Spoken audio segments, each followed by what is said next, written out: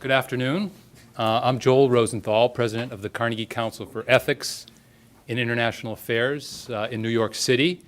And I'm delighted to be co-host and the council as co-sponsor of our symposium this afternoon with the International History Institute. I'll say a little bit about the Carnegie Council in a minute, but I just want to tell you a little story. I woke up this morning in my home in Connecticut and turned on the news, although I didn't need to hear the pouring rain, just terrible weather, which was followed by the terrible traffic report, which was followed by the news of the global financial meltdown, which was followed by the North Koreans restarting their nuclear reactor. And for some reason, I was in a good mood. And I was saying, what the heck is that all about? And I realized it's because today I was coming to Boston, which is a hometown of sorts. But also this place, BU and the International History Institute is a home of sorts. And I always like coming here. I have some very fond memories of conferences past, but mostly good memories and of sort of colleagues over the years. And it's always a pleasure for me to cooperate, personally to cooperate with the directors of the Institute, Bill Keylor, and Professor Kathleen Nolan, and I really admire what you're doing here. I also have other friends on the faculty here at Boston University, including Andy Basevich, David Mayers, who's not here, David Fromkin, and others, all the people sort of clustered around history and international relations. And I've always recognized this as a real center of excellence, so for you students who are here, you're lucky indeed to be here. The Carnegie Council is in New York City. We're located on East 64th Street. I won't give you a history of it other than to say that it was founded in 1914 by Andrew Carnegie himself. Still exists today with the wonderful idealistic mission of promoting international peace and understanding. So I wake up every morning trying to figure out how to do that, so that's why I'm here. That's what our job is. But you'll notice in the title the word ethics, and ethics is about the sort of it's an inquiry into the standards by which we live, individually and as a community. And I am a strong believer in ethical reflection and the process of ethical reflection, and I know that it's best done, particularly as it relates to the community, in communities like this. And it's also best done with people who have devoted their lives to the study of the issues that we're concerned about, but also the practice. One of the things that institutes like this can do and the Carnegie Council can do is call upon people who have actually worked on problems, public policy problems, and gain the benefit of their experience as we learn together. It's also about not only what's happened in the past, we can learn from the past. In fact, Professor Nolan just reminded me of one of his favorite quotes from Twain about history not repeating itself, but it certainly rhymes, right? Which I'm sure is a big part of the mission of the International History Institute, which is to look into that. We want to look at the past, but also look at the future. Where should we go? Ethics is about who we are, but also who we want to be. What is the normative or ethical vision that we're working towards? So I hope that gives a little bit of a frame for the discussion today and a sense of direction. One of the things about Tim Weiner's book is it is a history, but it doesn't necessarily lead us to any conclusions about where we should go. And I hope that, especially as we move to the second session, we can talk a little bit about what we've learned and what it means to us now and what the future will be. So thank you all for coming. I look forward to a very stimulating afternoon. And I am going to turn the floor to Bill Keylor. Thanks. Thanks, Joel. Well, I want to begin by, on a personal note, just saying how pleased I am to have Joel back here. We've had a number of very fruitful collaborations with the Carnegie Council, and we look forward to many more in the future. The book, Legacy of Ashes by Tim Weiner came out in hardback last year, and apparently it's just out in paperback now. And we at the IHI, Cathal Nolan and myself, decided that it would really be interesting to have some practitioners of the art of intelligence and people who had spent a lot of time thinking about questions of intelligence to respond to that book. And of course, I did what we could to try to get Tim Weiner here, and he couldn't make it. So what I'm going to do today is to put on his cap. I am going to be Tim Weiner for the next half hour or so. Good luck. I can see Art already. So I'm going to be I'm not going to review the book in the sense of a very analytical, even-handed review, as you'd expect, say, in a journal, but I'm going to sort of be the prosecuting attorney presenting the evidence that he presents, not me. And I have some serious issues with the books that I could discuss later, but right now I'm going to try to summarize as best I can the critical themes in the book, and I'm going to assume that not everyone in the audience has read it. For those of you that have, I think it may be a little tedious to hear me repeat what you've already read, but I think it's important for those of you that haven't to really get a sense of the flavor of what this book is all about.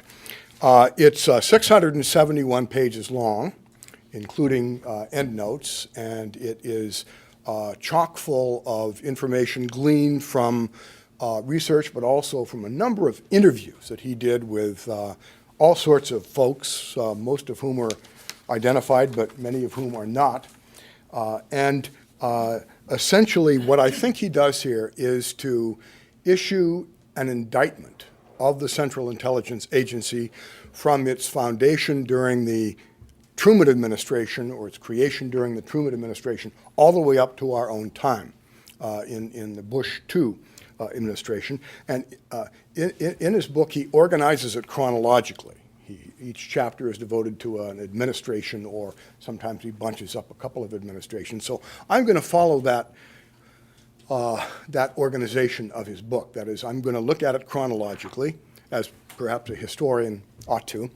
But as I go through this book chronologically, skipping from administration to administration and the CIA's role in each of those, I think you will notice that three general themes emerge, that they sort of become repetitious. They continue from administration to administration right up to the present.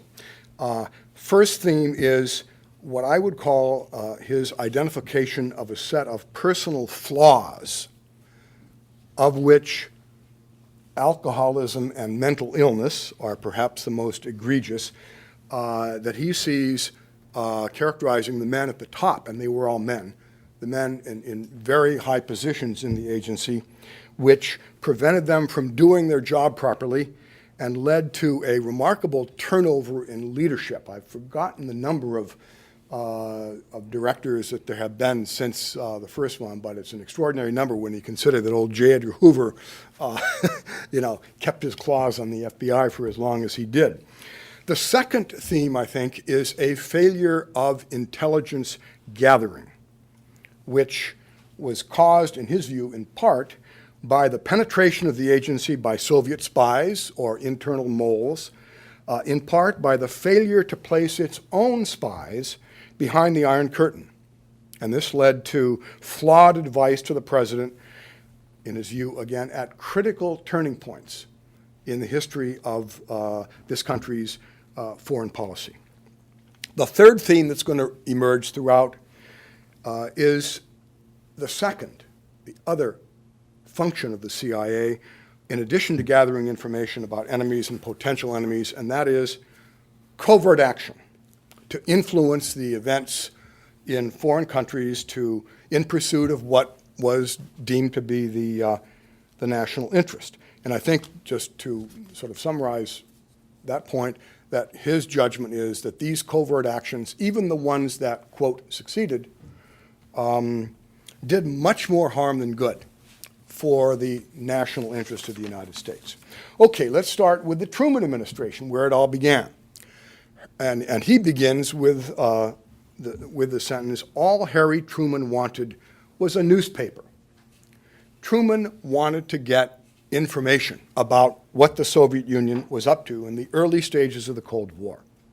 What he got instead was an emphasis on political warfare, or covert action, as we usually call it, to combat the Soviet threat throughout the world, in particular battlegrounds or hotspots of the Cold War. Initially, this covert action consisted of what Weiner calls bribery, what we might call subsidies, to a number of political figures, particularly in Europe. And occasionally I'm going to quote directly from him to give you the flavor of his argument here.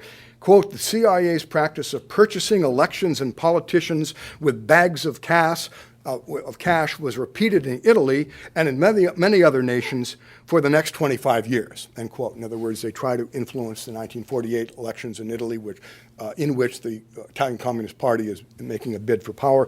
And according to him, this continues, this flow of money to purchase politicians and to get them on our side and to combat the communist threat there. The same year, 1948, that the effort to defeat, the successful effort, by the way, to defeat the Italian Communist Party, sees the creation of the clandestine service, whose goal it was, of course, to conduct covert operations abroad with the rather bland name Office of Policy Coordination. And this outfit is under the supervision of Frank Wisner, who was an not old, he was a young man, but an OSS veteran from World War II. Wisner's goal, this is ahead of John Foster Dulles in the 1952 campaign, is to roll the Soviet Union back from Western and Eastern Europe. And one of the ways he hopes to do this is by targeting the West European intelligentsia to promote the American point of view among the liberal and anti-communist intelligentsia, particularly in France and Great Britain, but also in Germany, West Germany, and elsewhere. In addition to subsidizing organizations such as the Congress of Cultural Freedom, eventually they're, of course, going to set up the radios, Radio Free Europe in particular, again, for the purpose of winning support for the United States. And of course, at that time, it was not realized that the CIA was financing these groups and radios. In addition to spending money, the office, of course, is also committed to sponsoring activities designed to roll the Soviets back. In September of 1949, they sign up a Ukrainian emigre who, with his fellows, are dispatched back into Ukraine with the expectation and hope that it would promote or stimulate resistance to Soviet control there. Everybody is captured, all of them, and either jailed or executed. In October of that year, Wisner teamed up with the British to run emigres, or drop emigres, I should say, into communist Albania.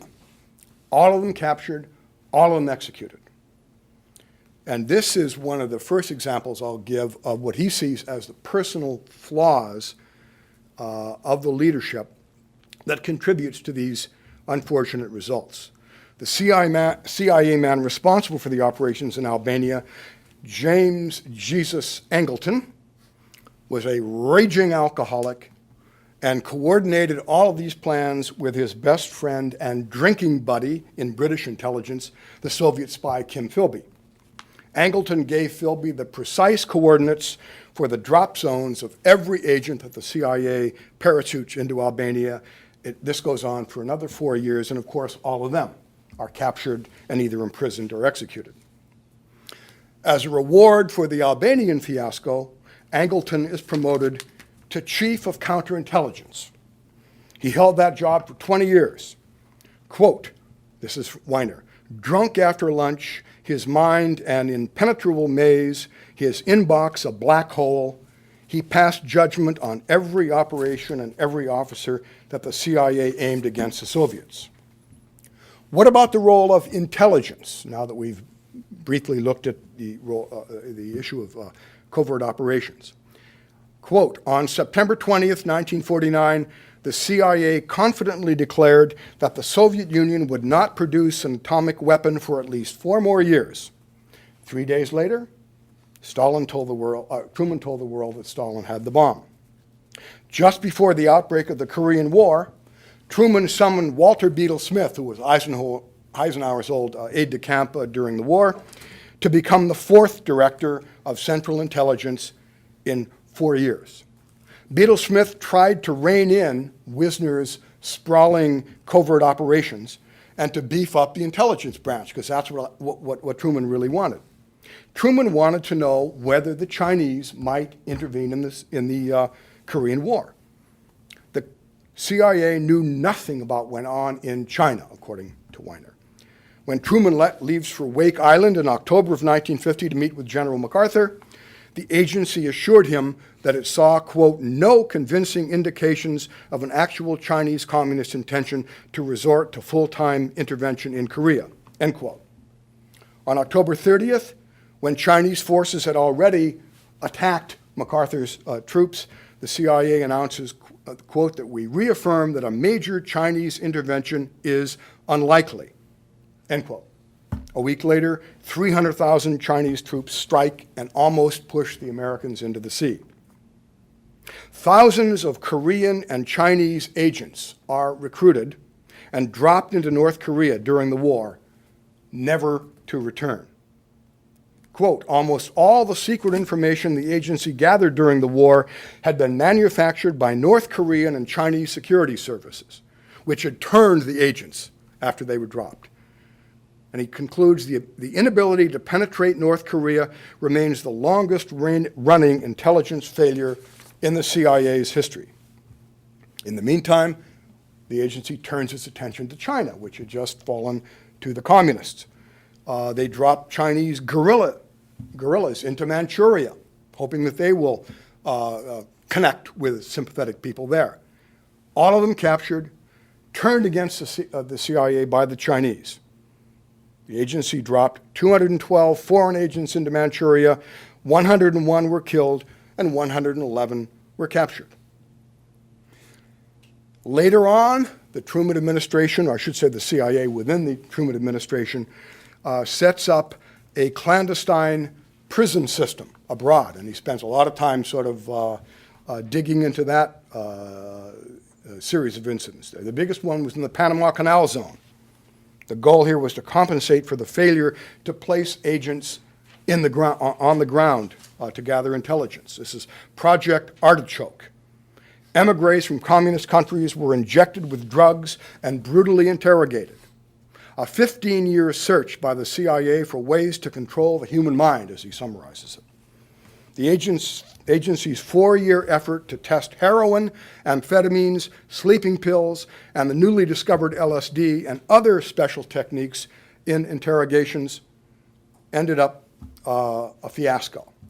Prisoners in a penitentiary in Kentucky were kept high on LSD for 77 days.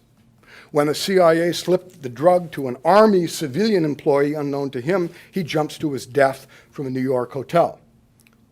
Now, all of the records of this were destroyed, according to Weiner, and it only seeps out much later. So Truman wants intelligence. He wants a newspaper. He wants to know what the Russians are up to. And the same is true of Eisenhower when he replaces Truman in 1953. And so one of the reports that comes out in June of 53, Ike's only been in power for a couple of months there, is that the USSR would not be capable of launching an intercontinental ballistic missile at the United States before 1969. Off by a dozen years, as Weiner points out. When the Russians test a hydrogen bomb in August of 53, no report whatsoever, no clue and no warning. But even more than intelligence, Ike wanted special operations. He wanted covert action. When he comes to the White House, He fears that the military costs of the Cold War will bankrupt the United States, and so he wants to run the Cold War on the cheap. One way of doing that is by resorting to nuclear deterrence, more bang for the buck, as he put it, and the other way is to use covert operations to get done what we don't want to use huge Marine or Army forces to achieve. Alan Dulles, who is going to become the Director of Central Intelligence, the brother, of course, of Ike's Secretary of State, is going to take charge of these covert operations, and there are a number of them in the Eisenhower administration.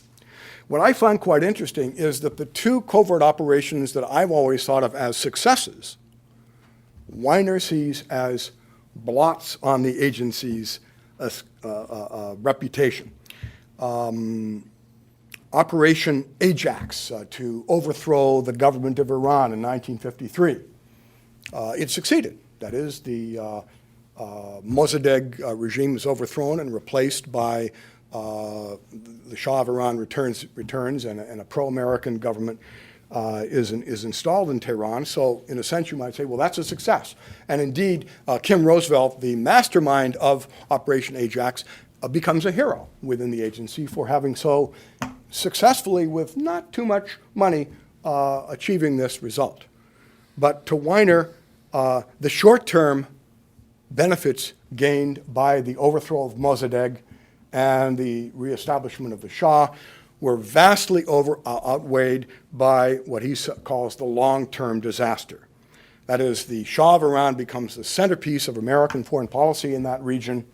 The agency, the station chief in Tehran essentially becomes the vehicle for transmission of information to the government rather than the ambassador. And of course, the agency, according to him, develops very close relations with the Savak, which was the Shah's hated and brutal secret police. So of course, he's always looking forward to 1979 when the Shah is overthrown, and as many people see it, as revenge for the reinstatement of the Shah in 1953. The other success is the overthrow of the Arbenz government in Guatemala in 1954. Operation Success, as it was called, and it was a success. But Weiner claims it was a success full of outrageous mistakes and leaks of information and so forth, and the attempt to overthrow the government with a small emigre force under Colonel Castilla-Armos is a failure, and so you got to bring in a CIA plane to bomb the fairgrounds where the military carry on their parades, and that turns the officer corps against the government, and that leads to the overthrow of Arbenz. But again, he looks at it in the long term. Guatemala was at the beginning of 40 years of military rulers, death squads, and armed repression, end quote. In 1955, an energetic effort to overthrow the government of Indonesia, Mr. Sukarno, who had just convened the Bandung Conference, in which he tries to organize a non-aligned movement. And of course, John Foster Dulles didn't believe that was possible. You're either for us or against us. There's the good guys and the bad guys, and therefore we've got to take care of this guy. That attempt fails, although there are efforts to get in touch with anti-Sukarno commanders. Some CIA planes bomb some of the outer islands of the country, but it is a total fiasco. The organizer of the attempted overthrow, Frank Wisner, whom we mentioned, finally descends into the mental illness that had already been evident to some people long before. And after shock treatment, he is then made station chief in London. I guess you don't need somebody in London that's going to be going 100%, but he's going to be put there. The next item on the agenda is going to be the attempt to deal with the bearded revolutionary that comes to power in Havana in January of 1958. And Richard Bissell, the new head of clandestine service, who actually is appointed, I didn't realize this, the very same day that Castro marches into Havana, gets on that case and starts providing Eisenhower with plans, with suggestions of how to take Castro out. Later on, in 1960, a year later, after Belgium withdraws from the Belgian Congo, the new prime minister of the Congo, Patrice Lumumba, is suspected of having ties to the Eastern Bloc, to the Soviet Union, and so we got to take him out. And the preferred method was vials of lethal toxins that were sent to the station chief in Congo. He turns out to, I guess, get cold feet, puts them in his safe and says, no, I'm not going to do that. But they have maintained contact with General Mobutu, who is the leader of the army there. And of course, as we know, he is going to arrange for Lumumba to be taken out by other means, and then eventually is going to become dictator of the Congo and remains America's very close ally for many years to come. This is not my sentiments. This is Weiner's. Okay, moving on to the Kennedy administration. Castro is number one on the agenda, obviously. Plans have already been set in place to take him out.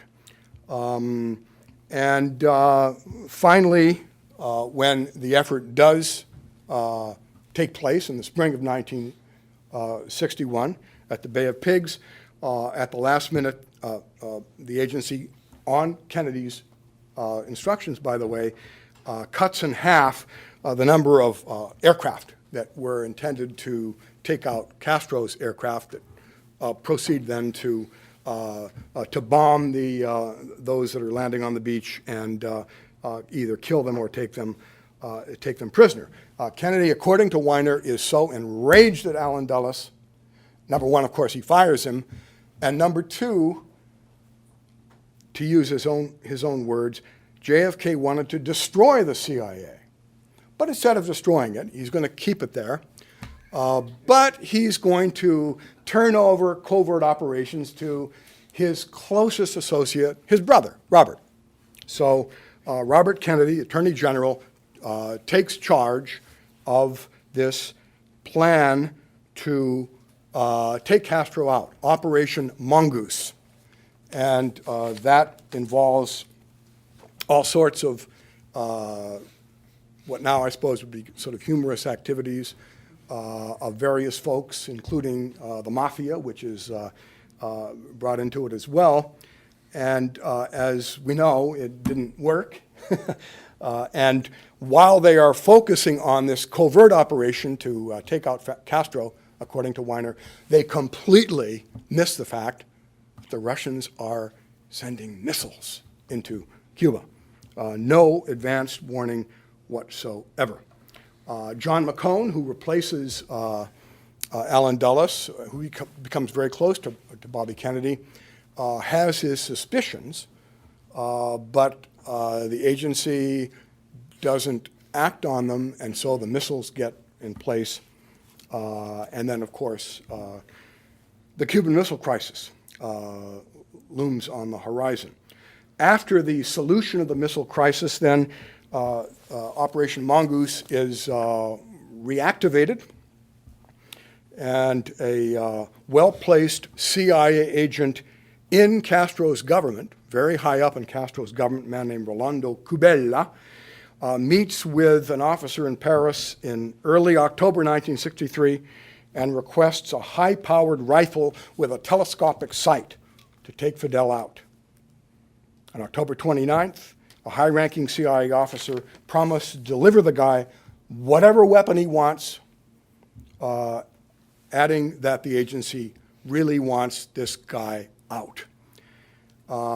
He later points out that at least he offers the surmise that there is a connection between Operation Mongoose and the Kennedy assassination. He doesn't really offer any proof for that.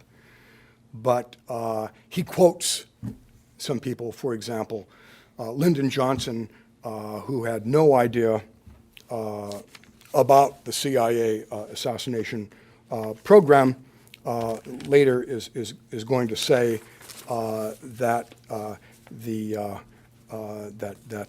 Kennedy tried to get Castro, and it looks like Castro got Kennedy. Again, it's one of those assertions that make conspiracy theorists excited, but he doesn't provide any evidence. He just suggests the possibility that there is a connection there. Okay, now moving on to the Johnson administration after Kennedy is himself assassinated. Johnson is, of course, primarily concerned with the war in Vietnam. That's his principal concern. He inherits it from Kennedy, but essentially what happens, according to Weiner, is that intelligence is skewed from beginning to end in Vietnam, beginning with the famous or infamous Gulf of Tonkin incident. Although it's not the CIA that's responsible for monitoring the traffic there from the two destroyers, Weiner argues that it was the CIA's duty to look at that traffic and read what in fact was being said, which is that we don't really know if there were attacks. In fact, there may not have been attacks on the two destroyers. So he goes on to say that the war in Vietnam begins with an intelligence failure. And we will see this allegation over and over again right up to the war in Iraq. Another important function of the agency under Lyndon Johnson, according to Weiner, is the order from on high, from Johnson, to conduct spying operations on the anti-war movement. Johnson was convinced that the anti-war movement in the 1960s was financed and supported by the Soviet Union, and so Richard Helms, now the director, inaugurates Operation Chaos, a domestic surveillance operation that lasts almost 7 years, going on to the next administration. And CIA agents would grow their hair long and take their guitars and go into the various meetings of the peace groups, looking for evidence of Soviet influence there. When Mr. Nixon comes to power, of course, he brings in Henry Kissinger, first as his national security advisor and then as his Secretary of State. And both of them are absolutely insistent on retaining Operation Chaos. Nixon and Kissinger are also convinced that the anti-war movement, which continues when Nixon comes into the White House, is sponsored from abroad, and he wants to get evidence of it. And so this investigation of domestic groups, which is far beyond the limits of the CIA charter, continues under Nixon and under Kissinger. Nixon also expresses disappointment in the agency because he thinks that it is underestimating the Soviet nuclear threat, that the estimates that are given really are insufficient. And so what happens, according to Weiner, is that CIA leans to the other direction. And then he says, for 13 years, from Nixon's era to the dying days of the Cold War, every estimate of Soviet strategic nuclear forces overstated the rate at which Moscow was modernizing its weaponry. End quote. End quote. Now, there had been a number of CIA operations in Latin America that I had to skip over. We mentioned Operation Ajax in Guatemala, but a big part of Weiner's story when he talks about the Nixon administration is its activities in Chile. In 1964, the elections pit Eduardo Frei, who was a sort of reformist Christian Democrat, against Salvador Allende, who was a Marxist. And so the agency is going to pour money into the Frei campaign, and it's successful. That is, Frei defeats him. But then by 1970, when the next election comes around, Allende has been gaining popularity, and so Nixon and Kissinger order the agency to pull out all the stops. Kissinger, in a memo, says, and I quote, "I don't see why we have to go let a country go Marxist just because its people are irresponsible," end quote. So a lot of money flows into Santiago to buy the votes of the senators who have to approve of Allende's election. It doesn't work. And so once this sort of monetary attempt fails, then the order comes down, let's talk to the guys in uniform. Helms cables the CIA station chief in Santiago, quote, "Contact the military and let them know that the U.S. government wants a military solution and that we will support them now and later," end quote.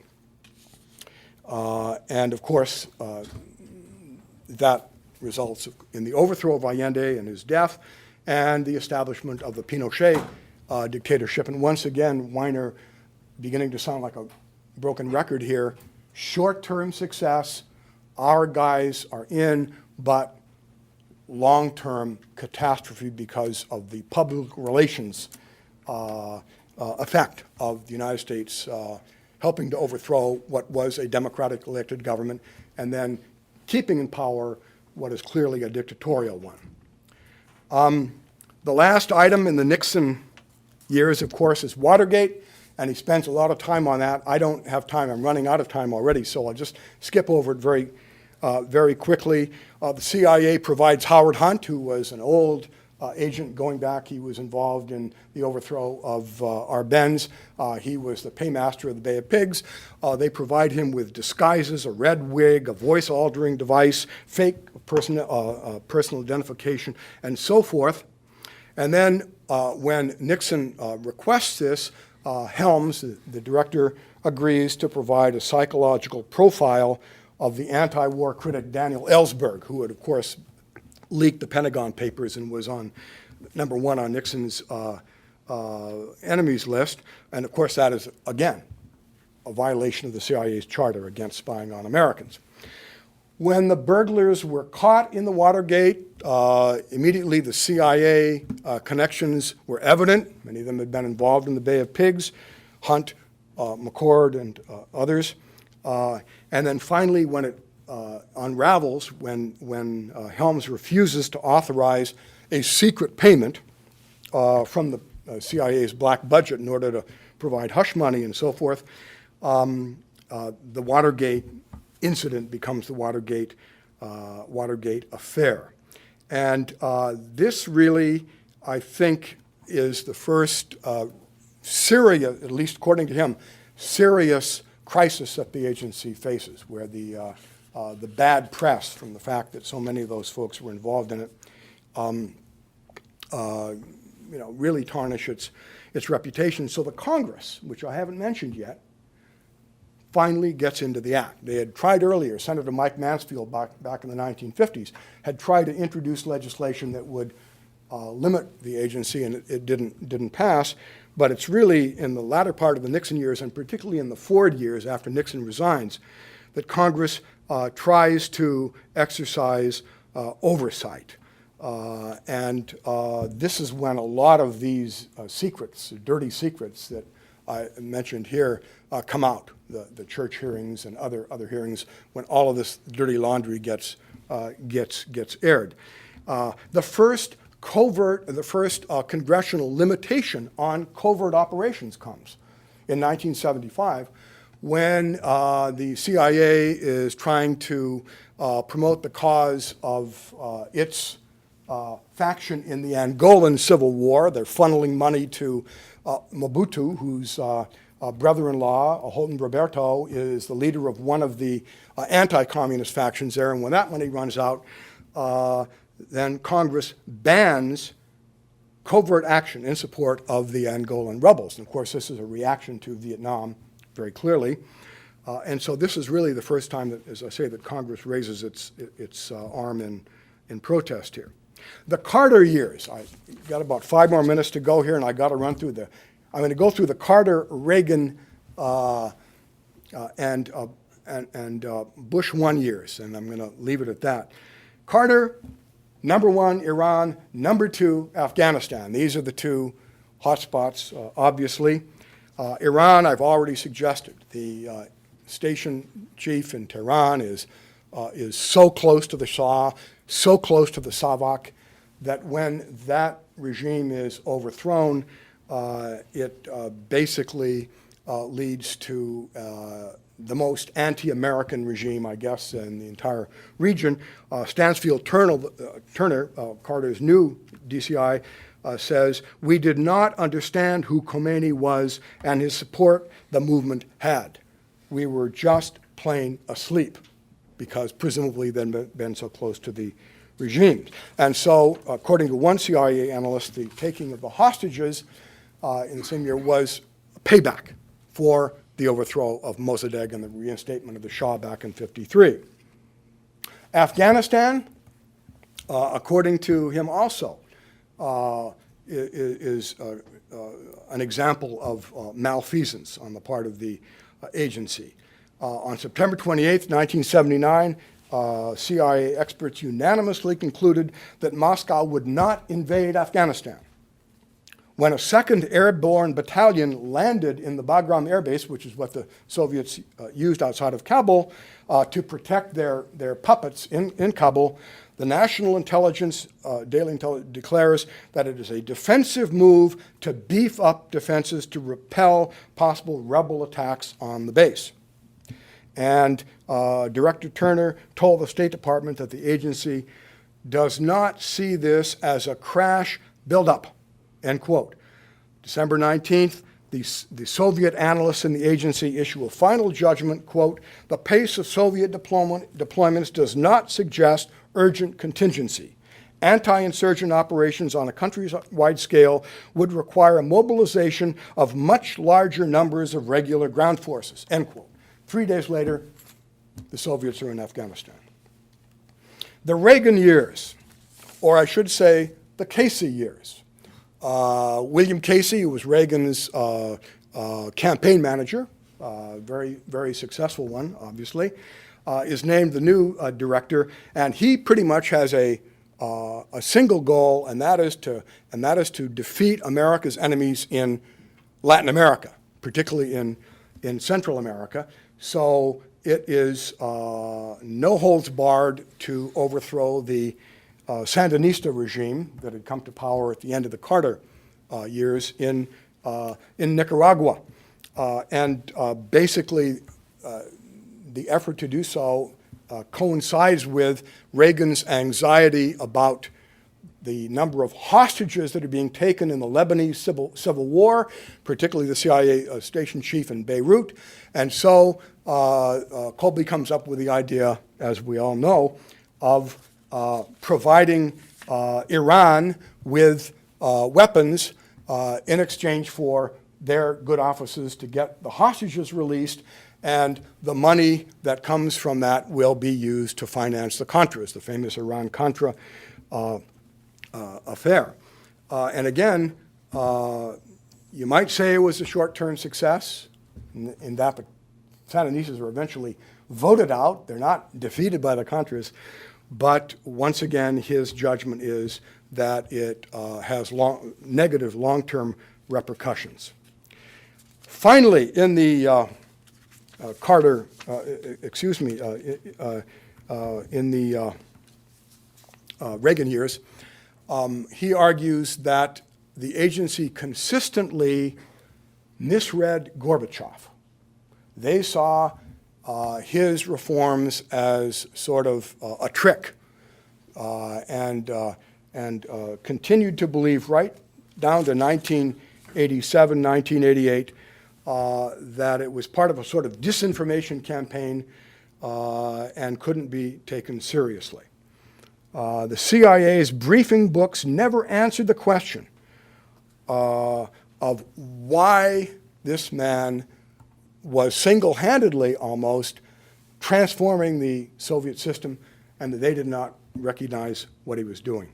Finally, I've overrun my time by 5 minutes already, but George H.W. Bush immediately faces the embarrassment of one of the CIA's most valuable agents in Latin America, General Noriega of Panama, having been indicted as a drug smuggler. And Noriega had played a very important role for the agency in the Contra War. Now he's got to be taken out, and the original plan was for covert operations, get somebody in there and take him out.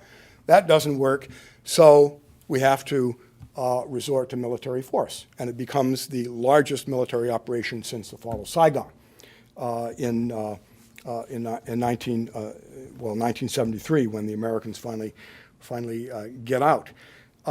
The final sin of the agency, according to Weiner, under the first President Bush, is Operation Desert Storm. Richard Clark, the famous Richard Clark, is quoted as saying, "The CIA totally missed it. We had bombed everything we could bomb in Iraq, but missed an enormous nuclear weapons development facility," end quote. In other words, the agency didn't have a clue that Iraq was engaged in the production of nuclear weapons. Then, when Defense Secretary Cheney learns this, according to Weiner, he absolutely refuses to believe anything the CIA says. He assumes that they are incompetent, and according to Weiner, this has a pretty important influence on him when he comes back to the vice presidency, that is refusing to believe whatever the CIA says about Iraq's weaponry.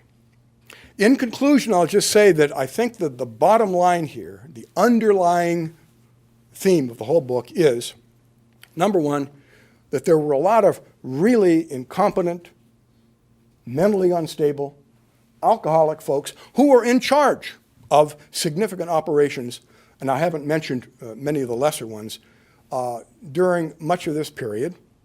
Number two, that the intelligence was flawed from beginning to end.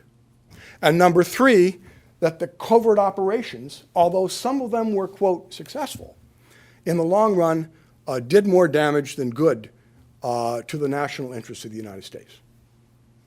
Well, now that is the prosecution's summary. We have a dream team on the defense here. And the first one is my esteemed colleague, Art Hulnick. And I just want to say, turn it over to him, that the little blurb that you may have seen about him is much too short. In addition to all the things he's done in his career as an intelligence analyst, he is a wonderful teacher of graduate students and undergraduates in our department, and a wonderful advisor. So I'm pleased to turn the microphone over to him.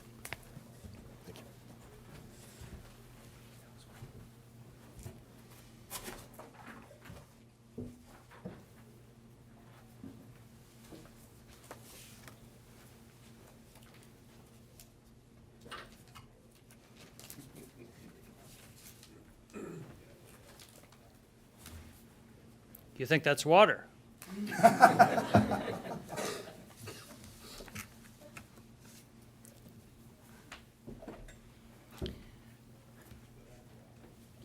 In my last few years at the CIA, I was in the Office of Public Affairs, and so I had a good deal of experience in dealing with the media.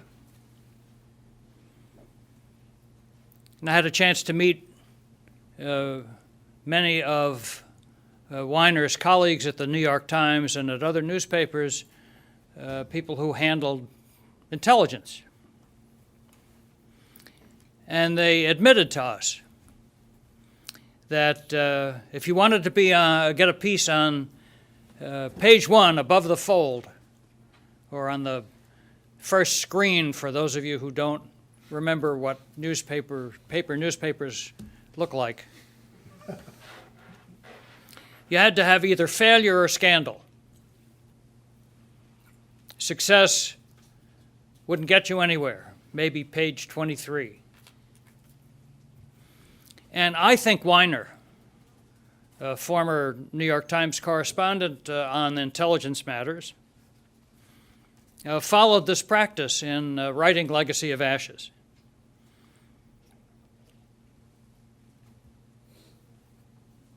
He set out to demonstrate that the CIA and the other intelligence agencies are second-rate services beset by fumbles, poor management, incompetent employees, and bad judgment, because that's what sells. And it's a shame, really, because he had acquired a great deal of good information. He had interviewed a great many important and significant people. But unlike a real historian, he chose to be selective in picking out the evil and ignoring the good. If he had used the insights from some of the people he interviewed, many of whom are aging and some of whom died after he interviewed them, it would have been really quite useful. But in following his thesis, he ignored the context when it didn't suit his designs. And for some of us who knew these old war horses, it's hard to believe that they actually would have spoken to him if they had known how this was all going to come out.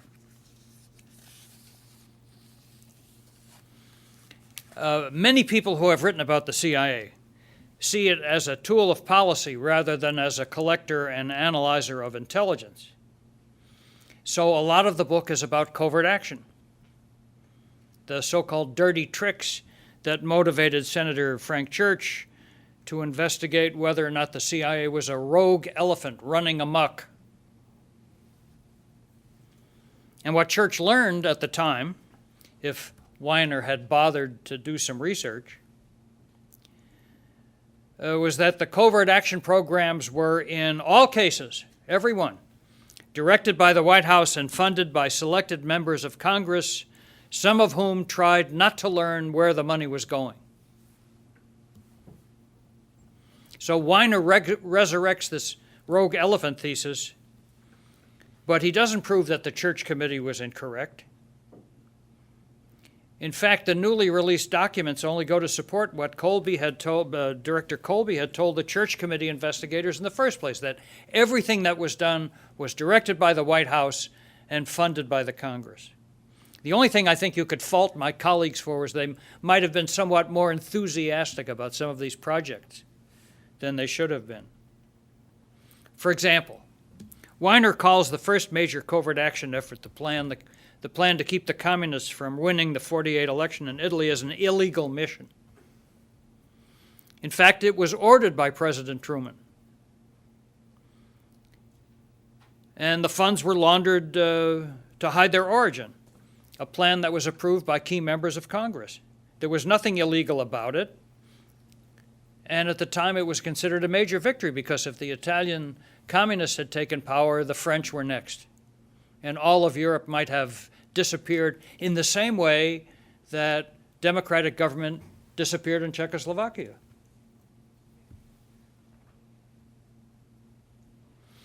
Weiner's history is so twisted that even the CIA, which normally ignores this sort of thing, anti-agency films and TV shows and articles, responded to the book, called the work too dark a picture. The CIA reviewer accuses Weiner quite correctly of overlooking, minimizing, or distorting the agency's achievements. And the review notes some, but not all, the errors in the book, and that Weiner could have written a balanced history but chose not to. This was a rather mild rebuke to what I took as a hatchet job. Sure, there were errors in operations, in analysis, in judgment. Failures were common. Intelligence is a business of risk-taking. And the rules of bureaucratic politics played out at the CIA as one would expect, complicated by secrecy and compartmentation where everybody is restricted by a need to know. So instead of trying to analyze this, Weiner has chosen to play them up as stupidity, incompetence, or neglect. So I come to the conclusion that in spite of what he did writing about intelligence, he doesn't know any more about it today than he did when he started the project.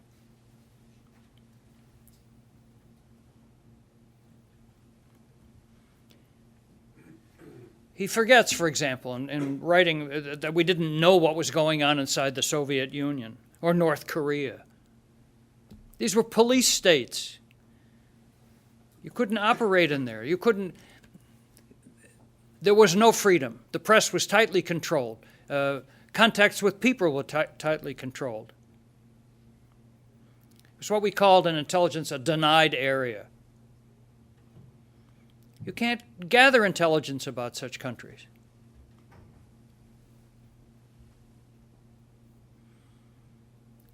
And it applies to a lot of places. Weiner suggests that a first-rate intelligence service could handle such targets, but he doesn't explain how.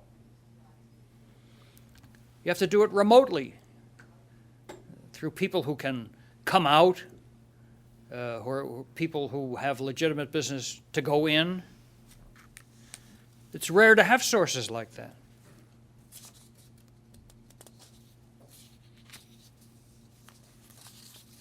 There's some good stories, though. For example, we knew that Brezhnev, as Secretary General of the Communist Party, was sick.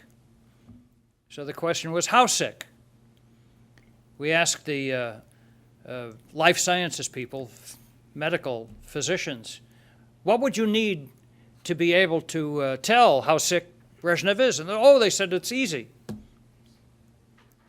Blood, urine, and stool. No problem. Well, we at least got some samples of some. It was tricky.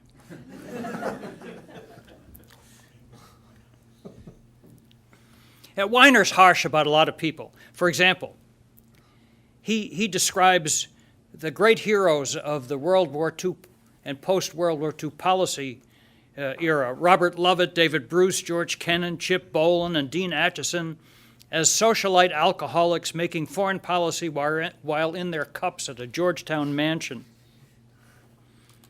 He trashes the first CIA director, Admiral Roscoe Hillencutter, as a miscast, failing to point out that Hilly had been director of naval intelligence and had run secret operations in World War II. Later he claims that Casey was miscast. He misquotes George H.W. Bush about Casey.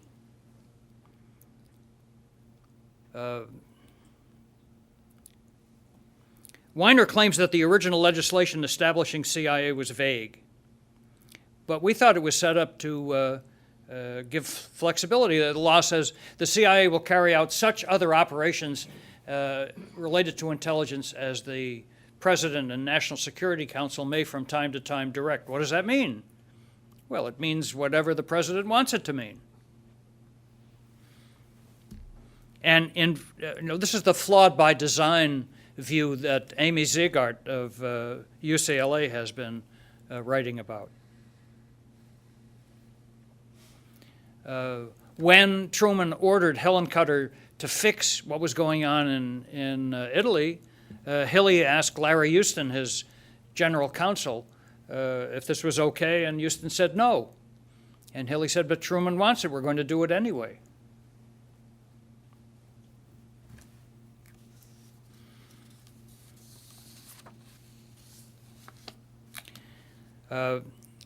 Weiner's particularly harsh on Frank Wisner.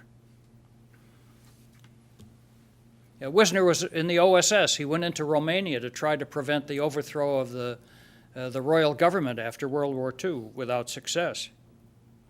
Weiner blames Wisner for the Berlin blockade, claiming that the West German currency reform Wisner pressed on the State Department led to shutting off the border crossings. Weiner has forgotten that Joseph Stalin wanted to force the Western powers to recognize the East German regime, and that's really what was behind the effort. And Weiner confuses intelligence gathering operations with covert action.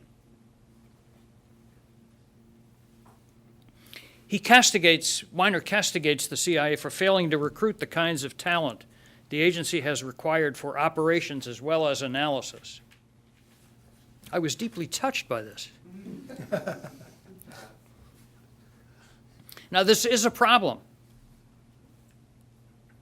because a good many of the people that the CIA would like to have can't get through the entry hurdles and the security clearances, something some of us have argued about for many years. And every director says they're going to fix this, but they don't. They need to fix the things like the polygraph. The polygraph is a circus trick. The polygraph, the lie detector, is not a way of finding out if people have lied. And this is well known, well documented, but the security folks, who are rather untouchable in the system, continue to use it. And he's right about Angleton. Angleton was, wacko is probably not a correct academic term, but that's close. Weiner calls some things harebrained or loony. But after all, we're trying to recruit sometimes evil people, thugs, bums, criminals. What kind of person is eager to become a spy or a traitor? It's not always possible to find good, solid, upstanding people who are willing to commit treason.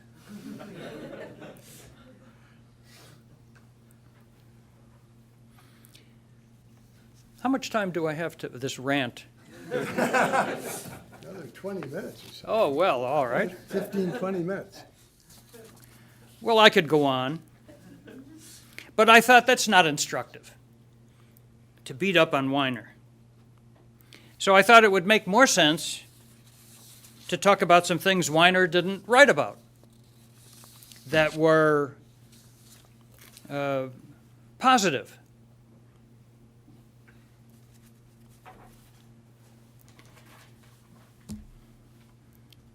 So I picked out 4 things: the U-2, the SR-71, the KH-11, and the analysis of the Soviet economy.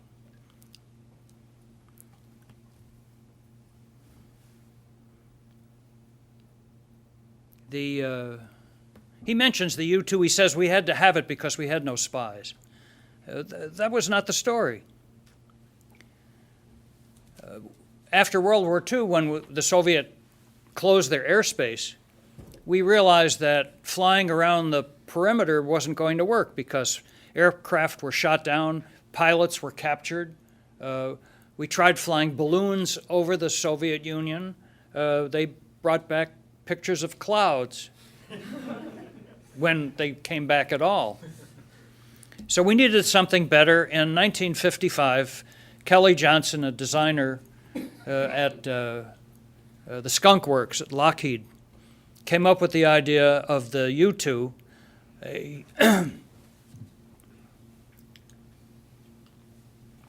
some people call it a powered glider. It was more than that. It was a combination of a fighter jet body with great long wings that could fly so high that the Soviets couldn't intercept it.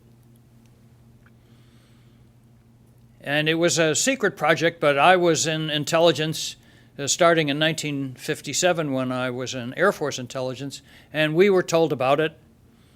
And in 1958, when I was in Taiwan, we tracked one, flying from Okinawa over China. 80,000 feet, 450 knots, flew in over China, flew back out. The Chinese, like the Russians, couldn't touch it. It flew too high for their interceptors, or they didn't have anti-aircraft missiles until later. Finally, of course, they did, and brought down Francis Powers over the Soviet Union. But prior to that, we had made a number of very successful flights and learned a great deal. the U-2 required that to fly, the president had to approve the mission, but not if the British flew it. So a couple of British pilots were trained to fly it. The term was sheep-dipped. They were given cover as civilians, American civilians, and they flew the U-2, and nobody needed to say okay. And we learned a lot. Weiner doesn't cover this. And then there's the case of the SR-71, which Weiner never mentions at all. 1964, this was a follow-on to the U-2, also designed by Lockheed. It was able to fly 3 times the speed of sound, Mach 3. It could fly in a near-space atmosphere, 100 to 120,000 feet. It was very expensive to operate, although not because of fuel. Interestingly enough, the faster it flew, the less fuel it needed. But it took a lot of fuel to get it up and get it going. It had to take off, and then it had to be refueled before it could actually fly a mission. And it was used in Southeast Asia during the Vietnam period. But eventually the Air Force decided it was too expensive, and despite congressional pressure to keep it going, it was eventually shut down. When the Air Force flew the last one from Los Angeles to Dulles to put it in the Air and Space Museum out there, it flew from Los Angeles to Washington in 68 minutes. Weiner never says a word. Of course, it had to have cameras that were capable of taking pictures at that speed without either freezing in the near space atmosphere or being overheated by the skin of the airplane, which would hit 300 degrees. He never mentions the KH-11, a project that I was involved in. This was called Kennan. We had developed after the U-2 space systems, but these were film return systems, a camera in space with buckets of film. And when they were used up, the film was kicked out of the spacecraft and came back down with a parachute. And the Air Force, using a cargo plane with a big hook on the back, opened the back and hooked the thing and dragged it in. And we were able to process the pictures. But they were weeks old, months old, because I had to wait for the film to be finished. That wasn't good enough. If we were going to tell if the Soviets were going to attack us, we needed to have real-time photography, and so a combination of people, CIA, the National Reconnaissance Office, decided, and iTech, company around here that makes lenses, decided that they would create a digital camera in space. Now, this is 40 years ago when this thing started, well before digital cameras became popular.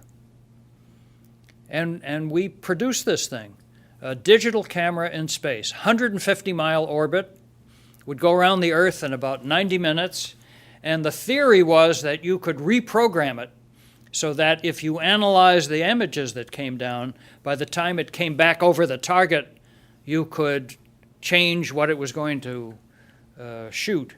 Well, it didn't work out because 90 minutes wasn't enough time. The thing was too fast for us. Still, the photography was incredible. The details were so good. I was talking about it this morning. One of the first photographs was of a Chinese official visiting it out in the country, and you could see the plane and the carpet where he walked, the band instruments gleaming in the sun, and him from 150 miles in space. It was incredible. And we still use this system to this date. Weiner never mentions it. It was a superior achievement. It went up on budget, on time, and has worked successfully ever since. The last thing I'd like to mention is something that a lot of people have talked about, our inability to analyze the economy of the Soviet system. And I was fortunate to work with the economists who did this. This is a real problem because during that period, the Soviet economy was a non-market economy. the ruble was a non-convertible currency, so you couldn't tell what it was worth. Labor rates meant nothing in the Soviet Union because it was a full employment economy. People were doing all kinds of stuff. Everybody worked. They weren't producing anything, but they worked. So how do you figure out what anything costs in real terms? If you equate it to the dollar, clearly it overvalues everything. So you had to figure out some reasonable ratio. What does it cost? What did it cost the Soviets to build a tank? What was the opportunity cost in regard, say, compared to refrigerators? All of this had to be imputed by the economists, had to be made up to see if we could figure out what the real state of the economy was. And of course, we concluded that it was terrible. What the Soviet Union had elements of sophistication in a third world economy. Most of the country was undeveloped or underdeveloped. And so we understood this. One of the other canards was that we overvalued the state of the East German economy. Anybody who ever saw what East Germans were driving, the Trabi, would understand. Well, West Germans were driving Mercedes and BMW. These guys are riding around in something that wasn't even as good as the two-cylinder Fiat I used to own. So we understood this quite well. In fact, Soviets every once in a while here and there would come to us and ask if they couldn't have our data because they knew it was better than what they had. Weiner never mentions this. So rather than go through the litany of things that he got wrong, I thought it would be more interesting to talk about the things he didn't even mention. And when we talk about the question and answer part of this, I'd be happy to discuss any of it. Thanks. I've been asked by Carl to suggest that if you want to ask a question or make a comment, do it in the microphone because this is being taped.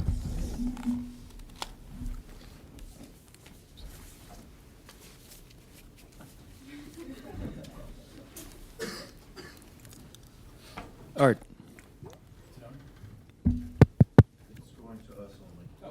Art, I guess the thing that strikes me as you make the case for the CIA's successes,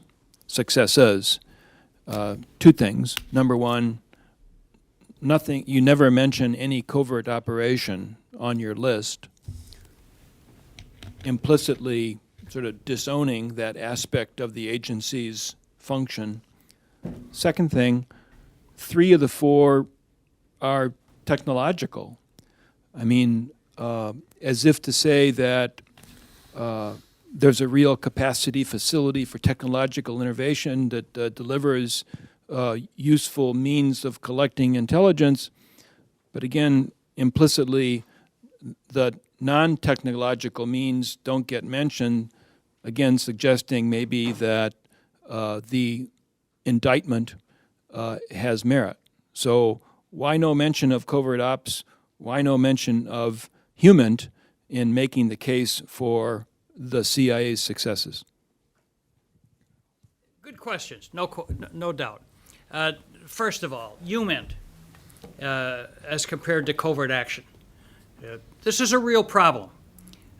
Covert action is not, if you're in the intelligence business, covert action is not really what you want to do.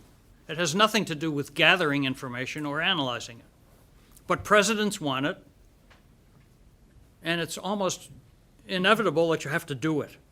And the reason that the CIA ends up doing it is because we have the secret resources to do it. We have the secret agents to do it. We have all the things you need to do it.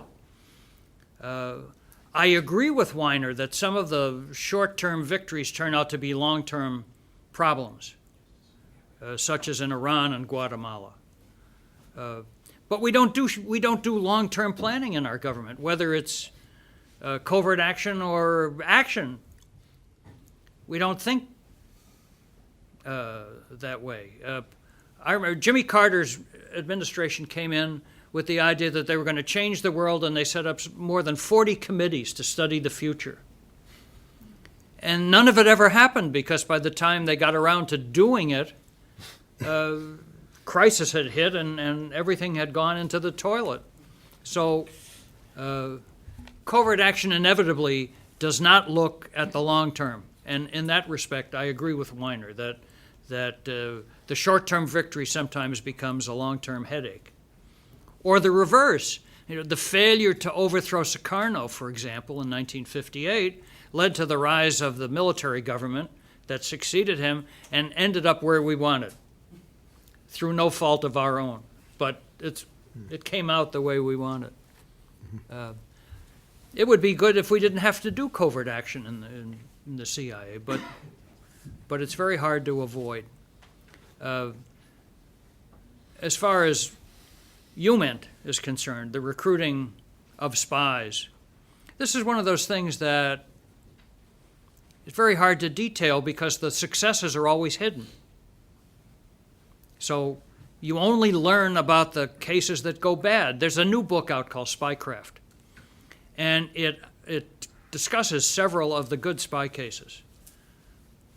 Although in the end, the agents we had were executed. They were caught and executed. They were good while they were going, but that's the downside of the business of espionage. It's punishable by death in most countries. It's hard to get people to do it.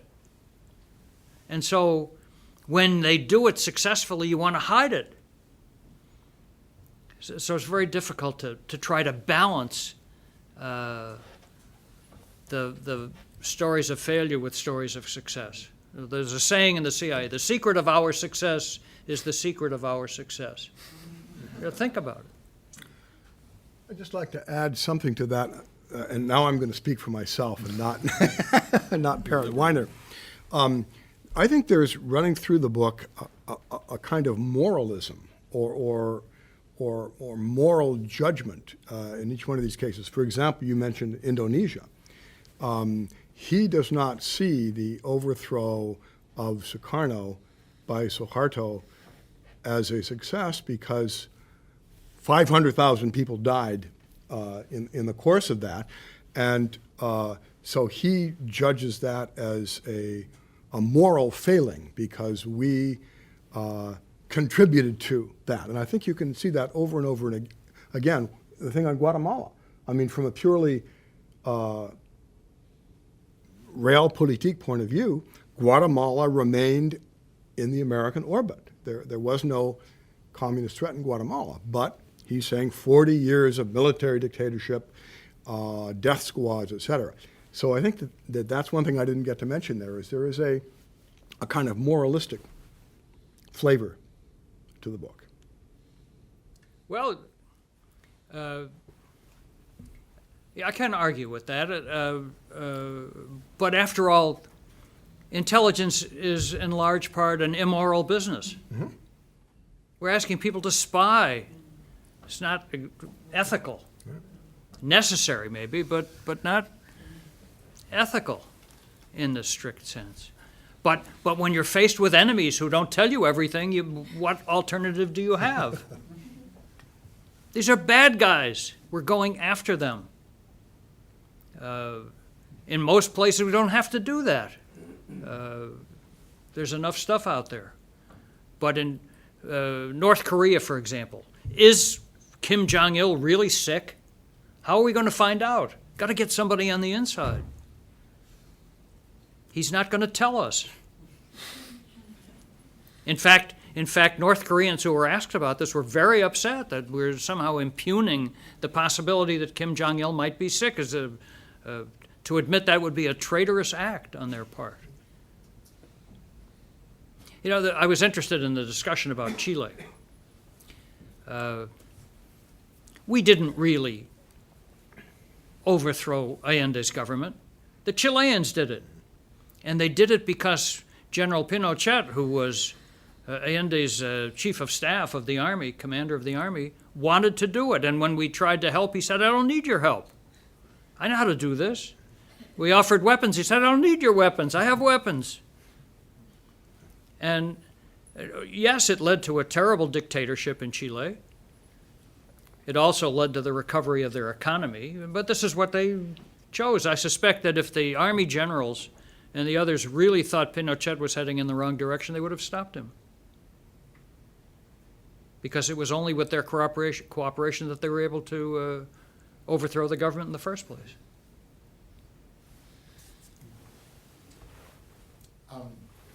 Arthur, like Andy before me, I also noticed that when you presented the case on the side of the agency, you also focused on the technological successes and really said nothing, or very little really, in defense of some of the glaring failures in the other areas, including human intelligence gathering.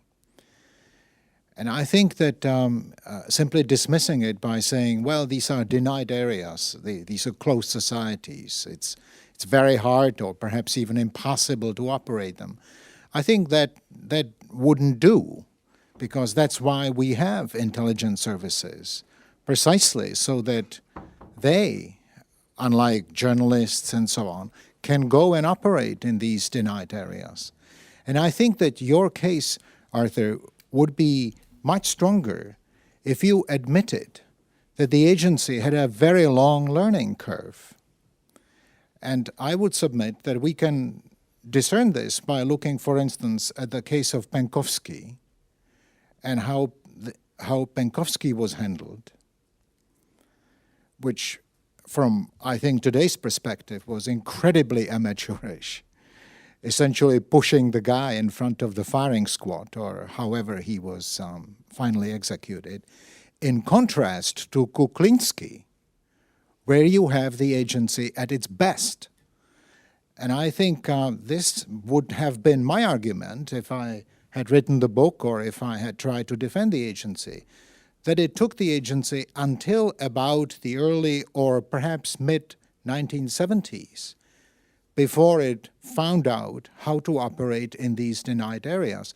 And I know from some cases, not just Kuklinski, but agents that the agency ran in Prague, for instance, in the late 70s and throughout the 80s, that they were very successful operations. But it took a long time. And I think that simply by admitting it, the case would have been stronger. Thank you. Can I ask a follow-on question, just for clarification? Is the learning curve one of a young agency founded right after the war that takes 20 or 25 years to develop methods that enable them to handle agents successfully? Or is the learning curve one that's related to the particular setting, the politics and the culture of the place? And the reason I'm asking is because now one would imagine that we're trying to develop human intelligence resources, not so much in the Czech Republic, but in other parts of the world where we also have some political, cultural, religious barriers. And so is the problem learning techniques, or is the problem one of learning culture, history, politics to get good at this? Since I've never worked for an intelligence service, I'm really the last person who is qualified to answer your question. But I would say both the points that you've mentioned are crucial. Namely, it was a new service.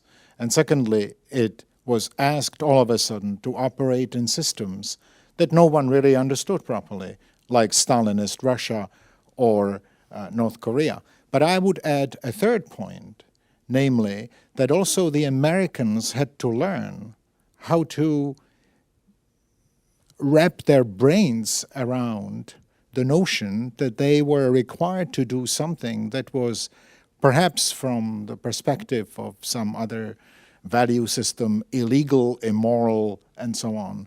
And I think the traditional openness of America that had worked so well for this society, for this country, was suddenly a burden when it came to the early stages of the Cold War, where the Americans, with their openness, marched into Prague, Moscow, Warsaw, Albania, all over these places.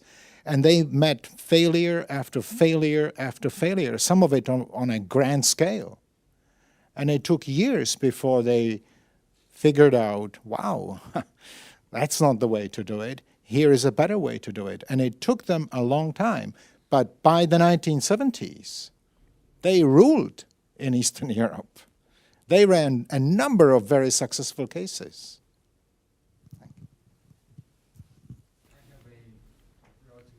Comment regarding the death of Colonel Pinkowski. This information is not definitively confirmed, but there is information that after the trial, after the show trial, Colonel Pinkowski was burned alive in crematory, and not just burned, he was put legs first and slowly put into the oven. I think, yeah. Quick technical point, as an historian, I just object to any book which has in its title the history of anything. You know. I also just, and I'll hand the mic over in 1 second. I'm also curious as to why it's thought odd that alcoholism and rampant mental illness at the top is confined to intelligence agencies. Isn't it perforce standard condition of human institutions? I mean, everyone I've been associated with. Sorry.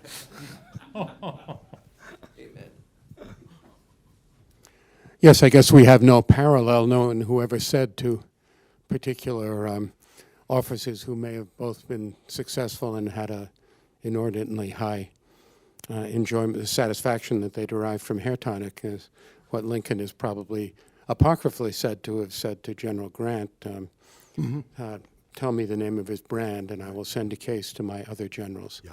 But so I agree. I think there are several just random points that strike me. First of all, I stopped reading this book rather quickly because it appeared to me that it was polemical, and that I have a certain amount of time to read, and I want to read something that I have a feeling is likely to be true. So I haven't read a great deal of it.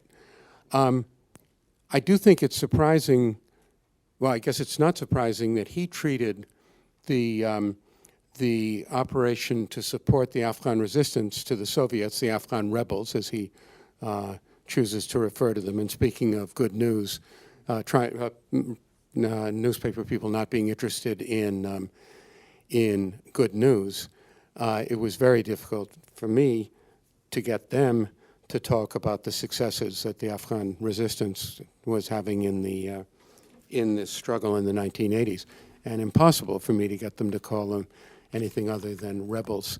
But I think it would have been interesting had he said more about it, and I certainly would have listed among the successes that the agency had, the support, the successful support of Afghanistan to free itself from the Soviet occupation.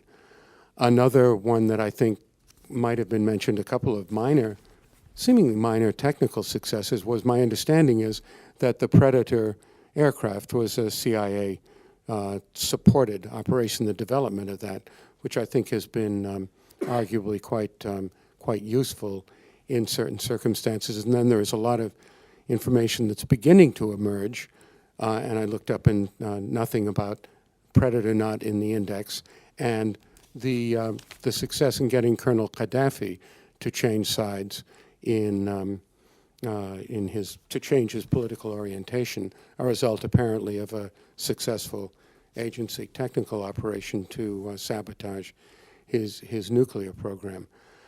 Those are just random thoughts that I have. I think that the point about the learning curve, Andy has left, the learning curve I think is very important, and I think you correctly identified a particular hobby horse of mine, which is our inability to recruit our hyphenated Americans, particularly when the word in front of the Americans is Arab or Iranian or people in that part of the world where we seem to have a certain level of concern.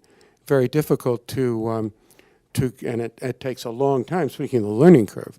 I would argue longer perhaps even than with Eastern Europeans to get a blonde, blue-eyed Yaley to be an effective agent in the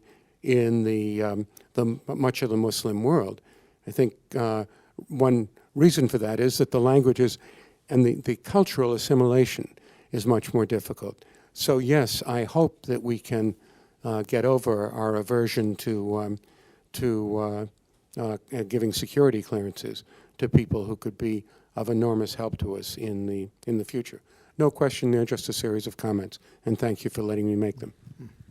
Yeah, I really can't agree that we didn't know what to do or how to do it. There are two kinds of, two kinds of agents. The ones who come to you, walk-ins, the ones who, like Kuklinski, or Penkovsky, or Popov, or there are others.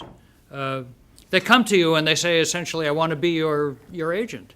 And then they're the ones that you try to convince to help you. For example, back in the 60s, I got involved with the change in government in Argentina, where the 1966, where it was clear that the military was unhappy with the elected government. The Lyndon Johnson administration was eager to prevent any kind of military overthrow, and they wanted to know what was going on. And we had people on the inside that could tell us, until the day when General Onganía and the other generals went off to a cave. Onganía was a mystic in a way. And they went into a cave. Very hard to get into a cave with these guys unless you're one of them. And so when they came out of the cave, they had decided that they were going to overthrow the government, and we were very close to that and could warn the government, our government, to expect it. And the same thing happened in Brazil. So I disagree that we didn't know how and weren't able to do it. It's just that many of these things are hidden away. Unless you get involved with it, you're not likely to know about it. Question from the back rows.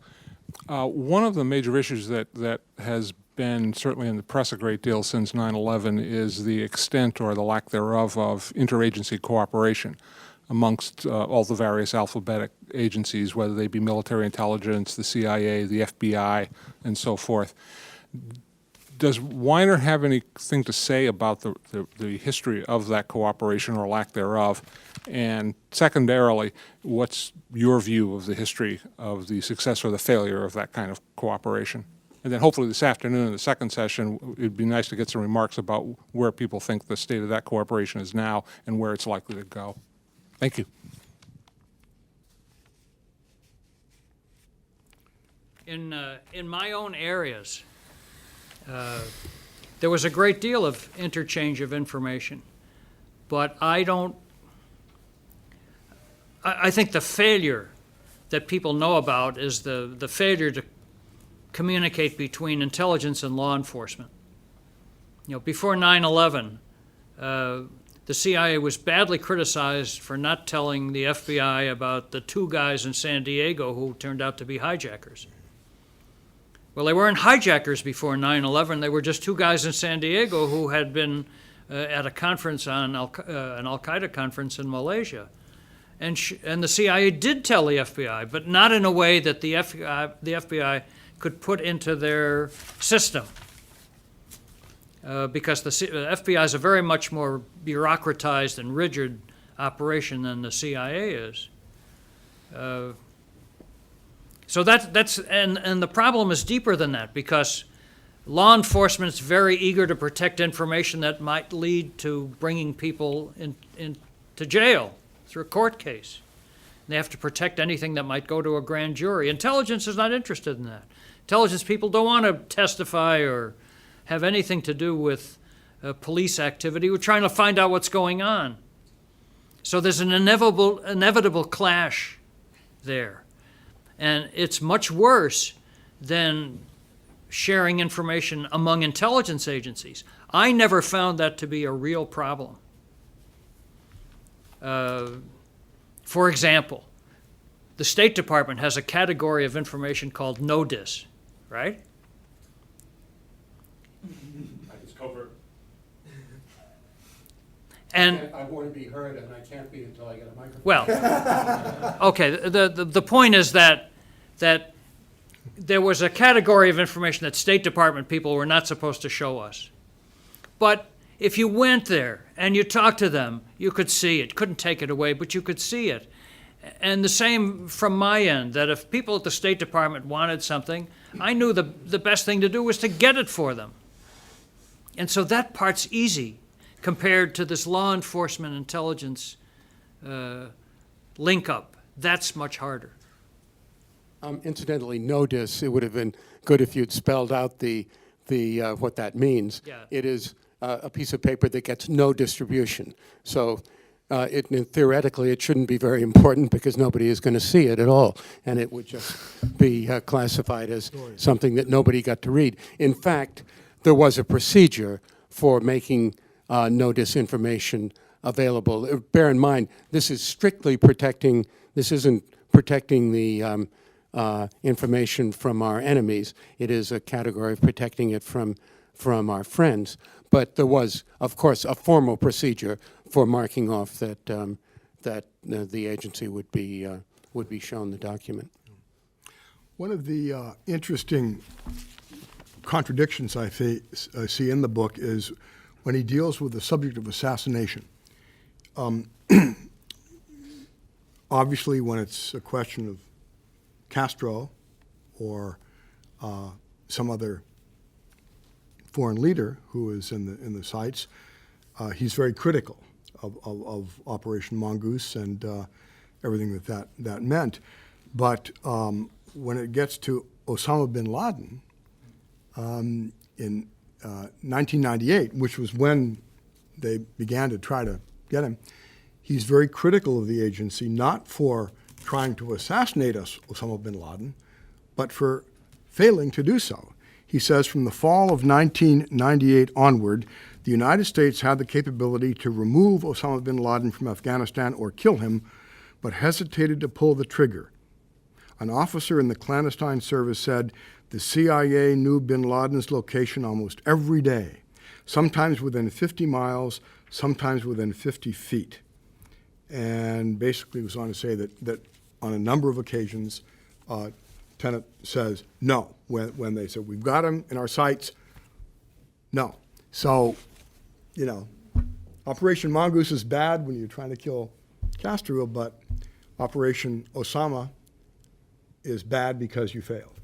But it'd be better to capture him and talk to him. You know, this was the problem with Che Guevara in Bolivia. The Bolivians wanted to kill him. And we thought that this is a bad idea when we could talk to the guy. And we couldn't stop them. That's interesting.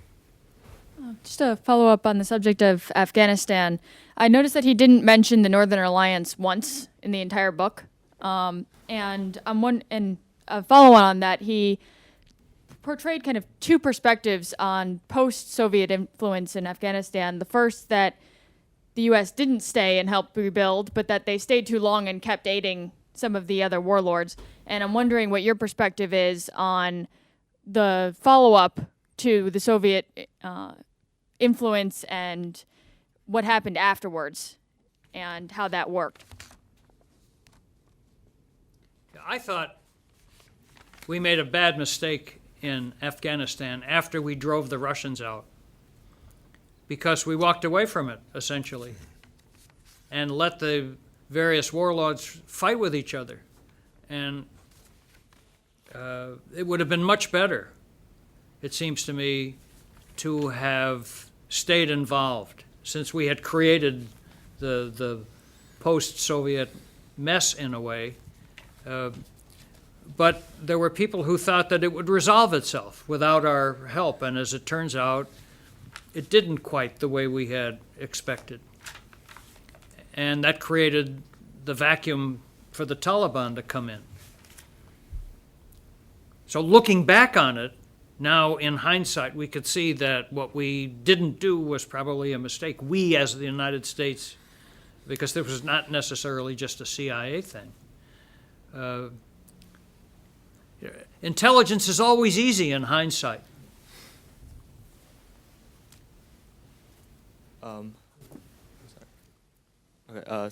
You talked, Professor Honig, you talked briefly about the question of the security section within the intelligence about hiring new talents per se.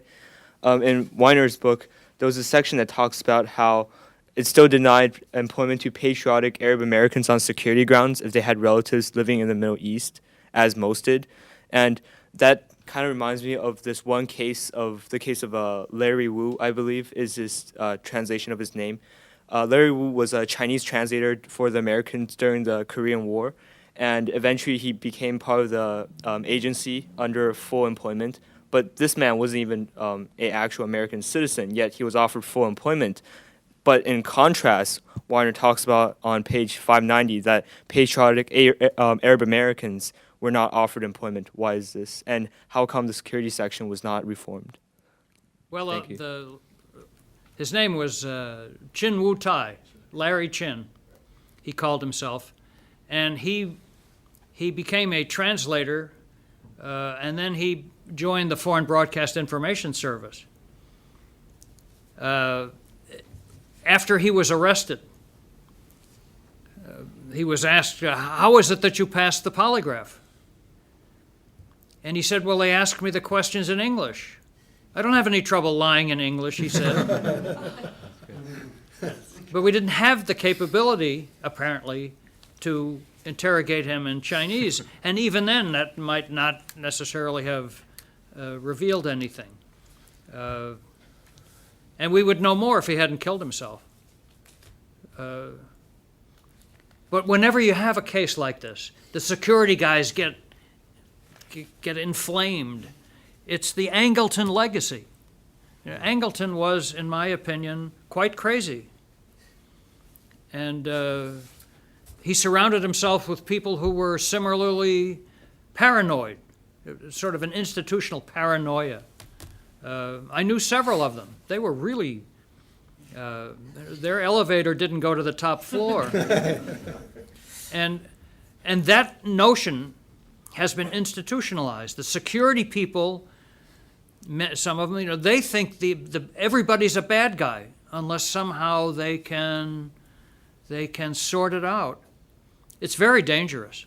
And we have turned away people with lots of talent because in the end they go through this polygraph thing, and it's not because they lie, it's because the polygraph operators can't determine why they were reacting to something.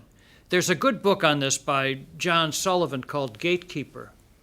Sullivan was an agency polygraph operator, and he wrote the book thinking to defend it. And he only confirmed in the book what many of us had already believed, that this system was crazy and works against a lot of people. It is really unfortunate. The upside is that a number of people who have been turned away from the CIA have been able to get into other intelligence agencies in our government. Now, what does that tell you? And none of them has ever turned out to be a sour apple. Who are the people who turned out to be bad? Ames, Nicholson, Anamontes. They're longtime employees, not new hires, who for some reason or other, mostly money, decide to sell out. In addition, I have another question regarding Department of State security. I read about this one particular case of Taiwanese agents penetrating the DOS. There was sex involved, and apparently documents were passed on to the Taiwanese government. And my question was, if there is a security breach within the Department of State, who handles cases such as these? Is it the FBI, or is there a certain security apparatus within the DOS that handles questions like these? Yeah, the tradition was something that Angleton had worked out with J. Edgar Hoover, that if it happened within the CIA, that we would deal with it. And that was until the Ames case. And then after the Ames case, the Congress got into it and in their typical effort to micromanage the intelligence system, insisted that the FBI had to be involved in counterintelligence.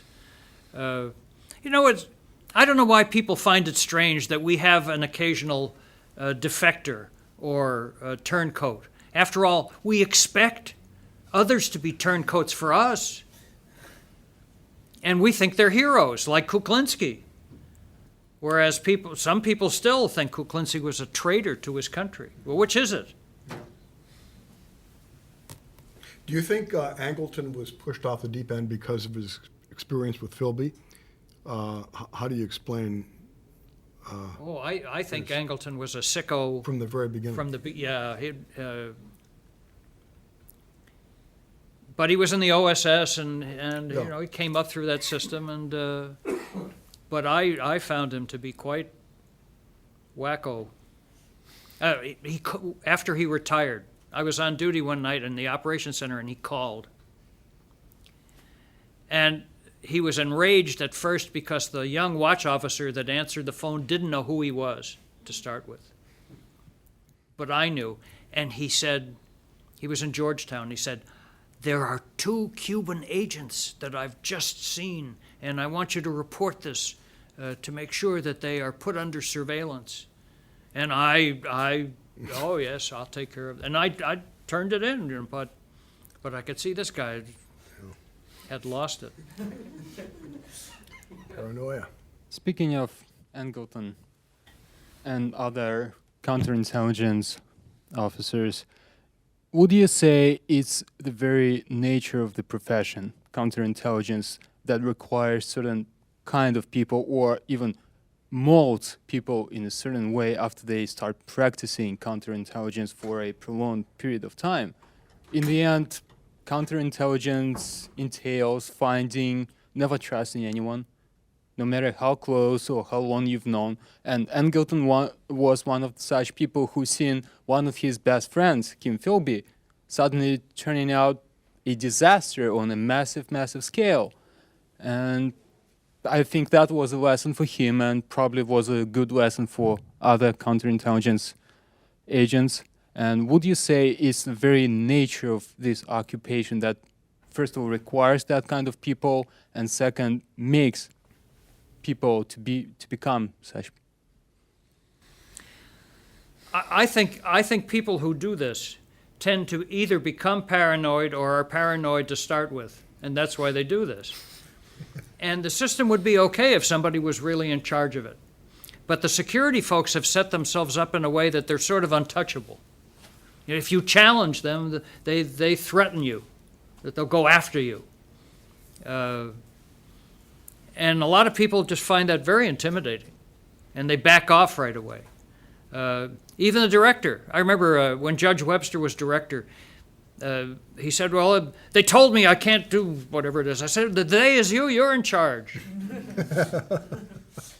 They wouldn't. We called a meeting and brought in the security folks to tell them how the director wanted it, and they refused. You tell us. Yeah. You had to beat on them a little. I was curious for the book if there was any mention outside of the CIA talking about the learning curve for the agency. It's kind of naive to think that the United States started in the intelligence business when the agency was created. I know it was said during the Church Committee that we've been involved in clandestine operations for the last 27 years, and there have been reports that George Washington before even the Declaration of Independence. So I was curious if there was any comment on that. The theory of how to do it is well known. Zunze, the Chinese military philosopher, wrote about it quite accurately, I thought, in The Art of War. That's 2,500 years ago. The use of spies and so forth. So that part's not surprising. But we didn't have an organized system for it. Washington, in theory, ran spies, and they were useful, but the whole thing was shut down after the end of the war because we thought we didn't need it. So when we got to World War II, we didn't have anything. And when Donovan created the OSS and brought in people, we essentially followed the British model because that was the model that was easiest to deal with. And the CIA was created based on the OSS model. So we knew what to do, and we knew more or less how to do it. We just really hadn't done it. And so we had to start more or less with that, from that bottom line. What Donovan did that was significant, I think, was that he created a co-equal analysis organization to go with the clandestine service. That was the first time that anybody had ever done that way. The British system's not like that. Nobody's system is quite like that, except maybe the German system comes closer now because we helped them set it up. So that's very important. That's why the FBI is having so much trouble, because intelligence analysts in the FBI are not co-equal with the special agents. They are support people like truck drivers and cooks. That's never going to work. Our system, where you have these two co-equal branches, is very effective, in my opinion, and experience.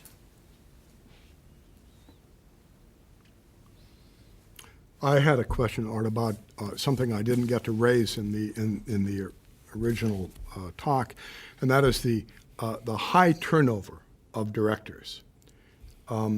It's really quite, I think, astounding when you consider how important this position is, that there has been such an incredibly large number of directors. Why is that the case, do you think? It isn't any fun. It's 24 hours a day, 7 days a week. You have to wake them up in the middle of the night. Stuff happens all over the place. They're forever responsible. The strain is terrible on these people. And they're responsible for everything.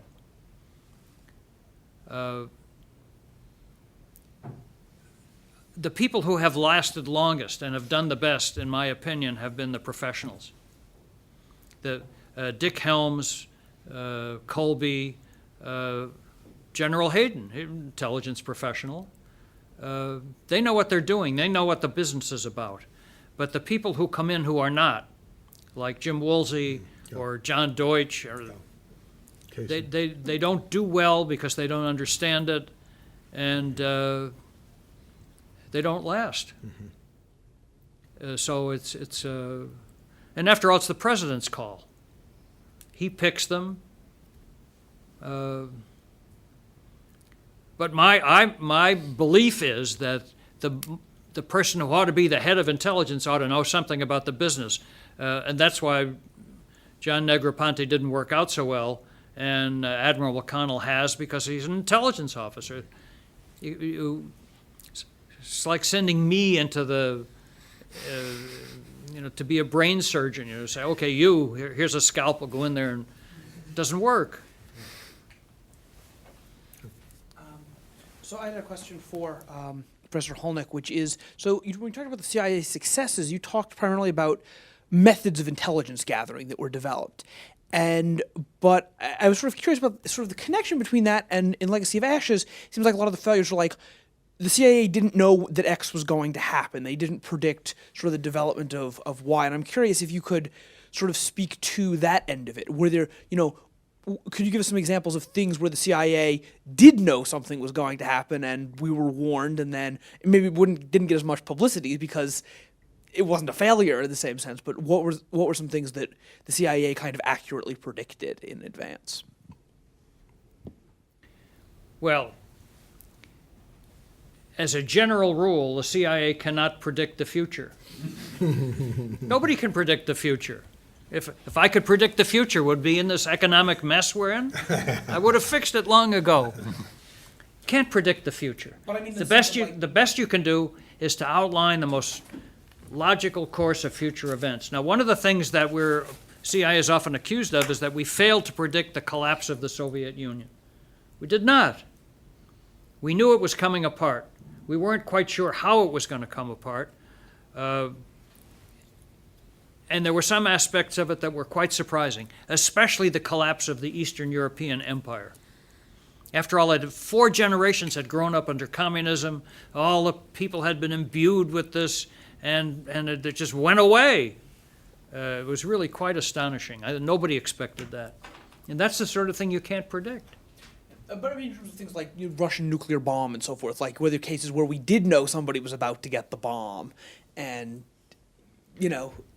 Yeah, they developed it faster than we expected, but not. I forgot the timeline of it. It was not quite what Weiner says, but that's. I would have to think up the little ones that we always got right. But of course, the ones you get wrong are the ones that everybody knows about and gets all the attention. Success doesn't sell. which is why I was curious about. Yeah. If I could just keep us on schedule? Yeah. Can we break for coffee and tea? Room 430, that's just across the hall and down at the end of the hall. And we'll reconvene precisely 3 o'clock. And we have 2 excellent that was terrific. Thank you so presentations much. after It the must have been break. hard.